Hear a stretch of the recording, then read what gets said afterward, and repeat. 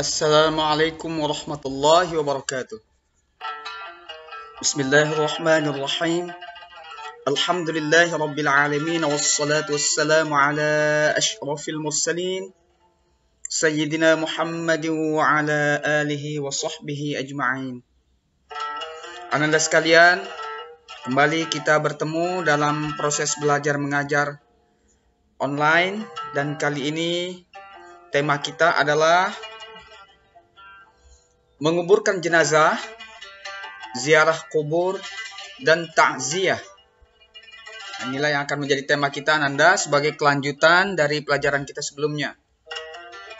Oke, silahkan disimak dengan baik. Mudah-mudahan bermanfaat bagi kita semua. Amin ya rabbal alamin. Baik, kita awali dengan menguburkan jenazah. Nah, ini sunnah dalam menguburkan jenazah. 1. Menyegerakan mengusung jenazah ke pemakaman. Jadi ketika diketahui bahwa seseorang telah meninggal dunia, maka tidak boleh ditahan-tahan atau ditunda-tunda pemakamannya, Ananda. Nabi mengajarkan supaya disegerakan. Yang kedua, pengiring atau pengantar tidak dibenarkan duduk sebelum jenazah diletakkan. Ya. Kemudian disunnahkan menggali kubur secara mendalam. Ya, tentu disesuaikan, Ananda. Ya. Dalam artian supaya tidak tercium oleh hewan pemakan bangkai dan sejenisnya atau baunya menyengat keluar. Kemudian yang keempat, lubang kubur yang dilengkapi liang lahat, ya, atau jenazah muslim, bukan syak atau jenazah non muslim. Syak adalah liang yang dibuat khusus di dasar kubur pada bagian tengahnya. Jadi setelah digali kuburan itu, Ananda, ada lubang kecil lagi di situ. Nah, disitulah nanti jenazah dimasukkan pas-pas badannya dan dimiringkan ke kanan, Ananda sekalian. Ya. Kemudian yang kelima, disunnahkan memasukkan jenazah ke liang lahat dari arah kaki kuburan, lalu diturunkan ke dalam liang kubur secara perlahan. Nah, ini sunnah, Ananda sekalian. Jadi dari arah kakinya itu dimasukkan. Kadang-kadang diturunkan dan disambut saja juga. Ini sunnah, ya. Jadi alangkah baiknya kalau ini dilakukan gitu. Oke, Ananda, kita lanjutkan.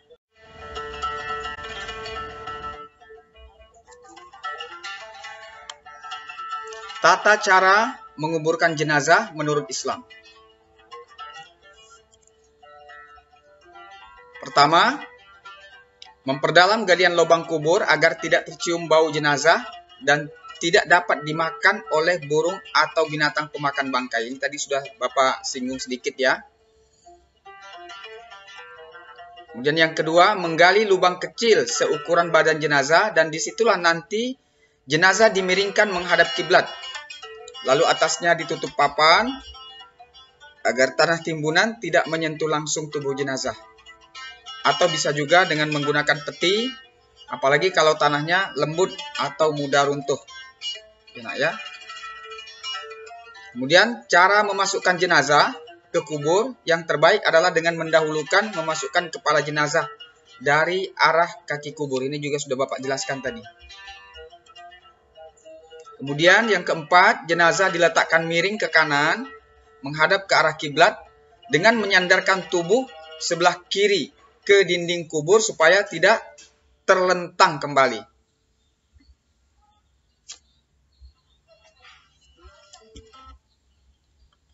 Kemudian yang kelima, para ulama menganjurkan supaya ditaruh tanah di bawah pipi jenazah sebelah kanan setelah dibukakan kain kafannya dari pipi itu dan ditempelkan langsung ke tanah simpul tali yang mengikat kain kafan supaya dilepas. Jadi tali-tali pengikat kain kafan tadi dilepas semua, Ananda sekalian. Kemudian yang keenam, pada saat meletakkannya di liang lahat, disunnahkan membaca doa. Nah, ini bacaannya ketika meletakkan jenazah di liang lahat Ananda. Bismillahi wa ala millati Rasulillahi sallallahu alaihi wasallam. Artinya, dengan nama Allah dan atas agama Rasulullah sallallahu alaihi wasallam.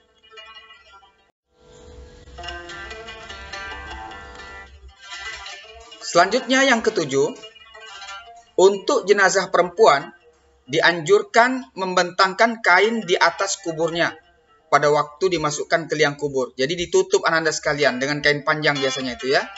Sedang untuk mayat laki-laki tidak dianjurkan. Jadi untuk mayat perempuan saja. Yang kedelapan, setelah jenazah sudah diletakkan di liang kubur, dianjurkan untuk mencurahinya dengan tanah 3 kali dengan tangannya dari arah kepala mayit lalu ditimbuni tanah. Ya. Nah, ini yang terakhir, berdoa setelah selesai menguburkan jenazah. Nah, inilah Ananda sekalian rangkaian ya tata cara penguburan jenazah. Oke, berikutnya mari kita beralih ke takziah. Ananda sekalian, pengertian takziah adalah berkunjung ya ke keluarga orang yang meninggal dunia untuk menolong dan menghiburnya. Ya, Ananda sekalian, jadi tolong perhatikan tujuan kita berkunjung itu adalah untuk menolong dan menghibur, bukan untuk bikin repot di situ ya. Nah, jadi Ananda, misi kita adalah membantu apa saja yang menjadi kesulitan-kesulitan ahli waris atau keluarga ya, karena adanya musibah meninggalnya salah seorang anggota keluarga mereka. Kemudian adab bertakziah atau tata krama bertakziah. Pertama, lakukan takziah dengan dilandasi oleh niat ikhlas karena Allah Subhanahu wa taala. Karena sesungguhnya hanya amal-amalan kepada Allah Subhanahu wa taala itulah yang akan memiliki nilai ibadah di sisi Allah Subhanahu wa taala. Anda sekalian, tidak ada niat lain kita berkunjung ke situ kecuali adalah karena Allah. Jadi tidak ada motif-motif yang lain.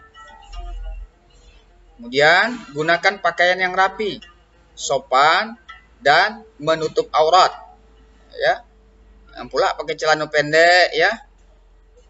Atau berbusana yang tidak pada tempatnya begitu ya. Jadi sesuaikan. Kemudian yang ketiga, bertingkah laku yang baik dan jaga ucapan. Ya, jangan pula ngobrol di situ cerita togel pula kan? Nauzubillah min zalik. Islam memberikan ajaran mengenai akhlak bertakziah, yaitu pujilah si mayit dengan mengingat dan menyebut kebaikan-kebaikannya. Dan jangan menjelek-jelekkannya. Jadi tidak boleh kita Ananda sekalian menjelek-jelekkan si mayat. Walaupun memang dia sebetulnya memang semasa hidupnya jelek. Tidak usah disebut. Kebaikannya saja disebut kalau mau sebut juga. Kalau tidak, diam baik. Rasulullah bersabda, janganlah kamu mencaci maki orang-orang yang telah mati. Karena mereka telah sampai kepada apa yang telah mereka perbuat.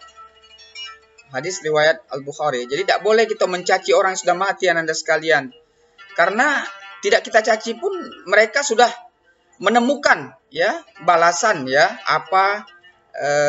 apa-apa saja yang semasa hidup mereka lakukan. Jadi tidak perlu kita memaki atau mencacinya. Yang keempat, jangan menangis dengan suara keras. Ya. Wah, teriak-teriak.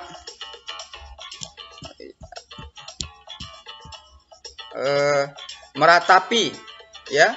Jadi meratap, misalnya merobek-robek baju, menghentak-hentakkan kaki dan sebagainya, yang seolah menunjukkan sikap tidak ikhlas atas kepergian si mayit. Nah, tentang hal ini Rasulullah Shallallahu Alaihi Wasallam bersabda, bukan golongan kami orang yang memukul-mukul pipinya dan merobek-robek bajunya dan menyerukan dan menyerukan kepada seruan jahiliyah. Maksudnya Ananda sekalian, meratap itu adalah merupakan bahagian dari sikap orang jahiliyah. Jadi tidak boleh meratap. Ya, hadis riwayat Al-Bukhari. Kemudian yang kelima, mohonkan ampun. Nah, ini yang sebaiknya kita lakukan untuk jenazah setelah dikuburkan. Ibnu Umar pernah berkata, apabila selesai mengubur jenazah, Rasulullah berdiri di atasnya dan bersabda. Nah, ini perilaku Nabi yang harus kita contoh Anda sekalian. Beliau bersabda, mohonkan ampunan untuk saudaramu ini. Jadi didoakan dan mintakan kepada Allah agar ia diberi keteguhan. Karena dia sekarang akan ditanya. Nah ya, hadis riwayat Abu Daud dan disahihkan oleh Al-Albani. Yang keenam, hiburlah keluarga yang berduka atau ahli waris ya, dan berikan makanan untuk mereka. Jangan sebaliknya kita pula yang pergi minta makan di situ. Sebagaimana hadis, tatkala ada anggota keluarga Ja'far ini salah seorang sahabat Nabi Anda sekalian. Tatkala ada salah seorang anggota keluarga Ja'far meninggal, Rasulullah bersabda, buatkanlah makanan untuk keluarga Ja'far, karena mereka sedang ditimpa sesuatu yang membuat mereka sibuk. Jadi tak boleh kita datang ke situ, wah minta diurus pula, minta disambut, lah, minta dibikinin naik, apa segala macam, nak ngejar makan, ya jangan sama sekali. Ya. Jadi misi kita di situ adalah untuk membantu. Kemudian yang ketujuh, berdoa agar jenazah diampuni dosanya oleh Allah Subhanahu wa taala dengan ikut mensolatkannya. Jadi doa yang paling baik untuk jenazah itu adalah doa ketika kita sedang sholat jenazah itu. Jadi doa yang berada di dalam sholat jenazah itu. Nah itulah yang bisa kita berikan untuk membantu si jenazah. Nah, kalau kita kasih duit kita sudah tak laku untuk jenazah itu. Jadi doa kita itu sangat berarti ya.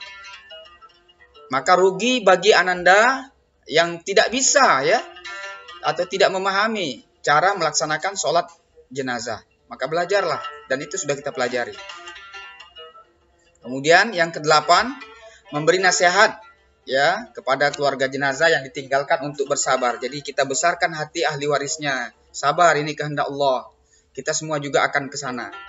Tawakal serta meningkatkan ketakwaannya kepada Allah Subhanahu wa taala. Mengingatkan keluarga jenazah apabila jenazah mempunyai hutang untuk segera dilunasi. Jadi hutang-hutang almarhum atau almarhumah itu menjadi tanggungan ahli warisnya. Kemudian yang kesembilan, memberi bantuan baik berupa uang atau yang lainnya yang dibutuhkan ya jenazah atau keluarganya. Misalnya kita punya ambulan, ya kita sumbangkan ambulan kita. Misalnya kita punya drum, kebetulan yang ahli waris ingin memandikan jenazah dan drumnya tidak ada atau baskomnya tidak ada, ya apa kek yang bisa kita berikan? Atau misalnya kita ikut memikul keranda jenazah, ya bagus juga. Pokoknya kita mengambil peran untuk meringankan kesulitan ahli waris. Nah, kita beralih ke ziarah kubur Ananda.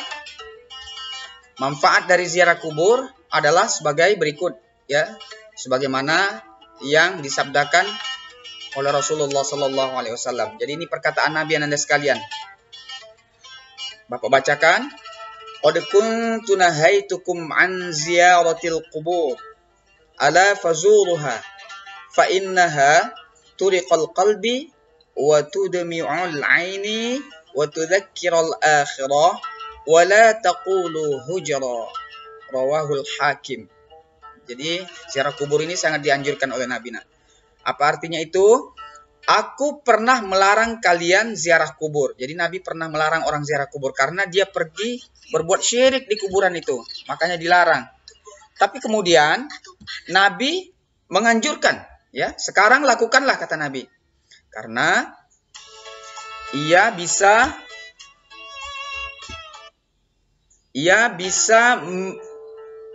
melembutkan hati. Ya.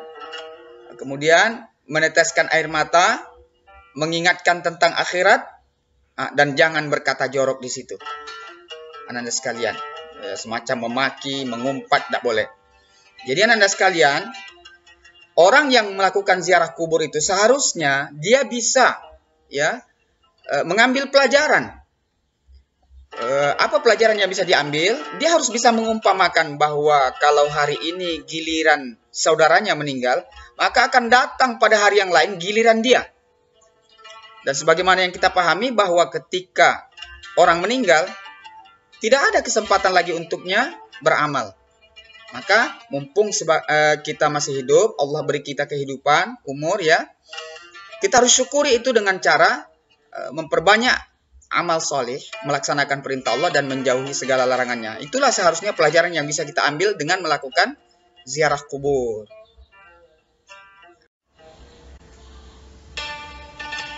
Nah, ini 5 adab ziarah kubur. Ananda, paling tidak ada 5 adab yang mesti ada pada diri kita ketika kita melakukan ziarah kubur. 1, meniatkan ziarah kubur sebagai sarana mengingat maut.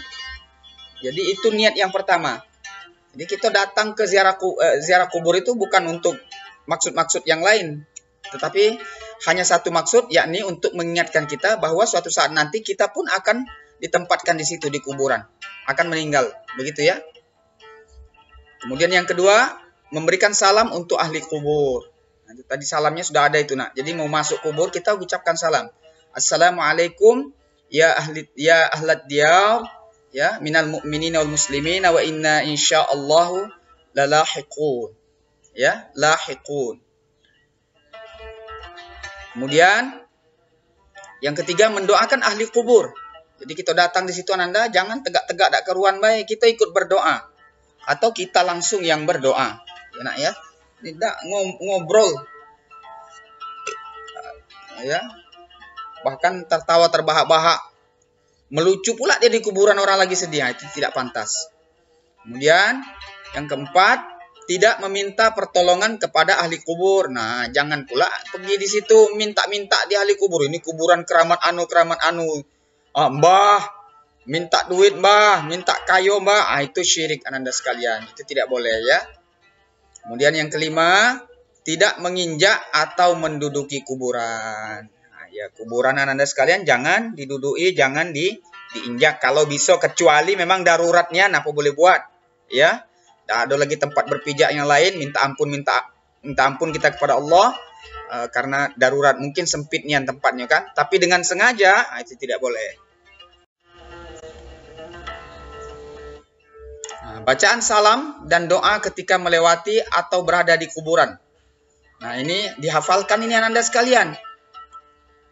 Nah, inilah bacaannya ketika kita berada di pemakaman atau melewati pemakaman ya.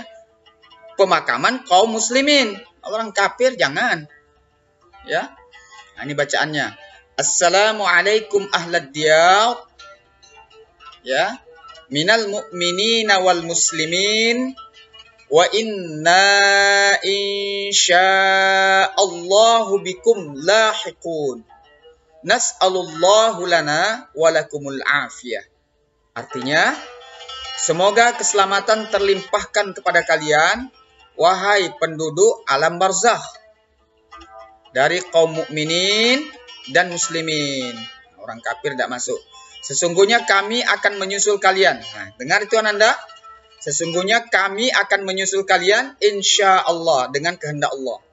Dan kami meminta Allah, memohon kepada Allah untuk kami dan kalian agar diberi keselamatan. Nah, ini doanya ya. Jadi dihafalkan ini Anda sekalian. Jangan nyelonong, ngelonyor, masuk kuburan itu. Ya. Tidak ada baca salam, tidak ada baca doa. Kalau seperti itu, tidak adalah bedanya kita dengan yang gali-gali ubi orang itu. Apalah tuh? Yang suaranya tuh. Na'udzubillah min zalik ya. Ananda sekalian, jangan sampai kita seperti itu. Jadi doa ini tolong dihafalkan. Oke. Nah, sampailah kita pada bagian akhir. Ini tugas untuk Ananda kerjakan. Kita ngerasain banget sih progres dari sejak kita mengeluarkan siram regalnya ini. Buat video kalian sedang membacakan bacaan salam dan doa ketika melewati atau berada di kuburan ya. beserta artinya Ananda sekalian. Lalu kirimkan hasilnya ke classroom kita. Oke. Nah, cukup mudah tugasnya nak ya. Akhirnya Bapak mohon maaf jika ada hal-hal yang tidak berkenan. Jika ada kesalahan itu adalah kebodohan Bapak. Dan jika ini benar, insya Allah itu adalah dari Allah Subhanahu wa Ta'ala. Akhirul kalam. Wassalamualaikum warahmatullahi wabarakatuh.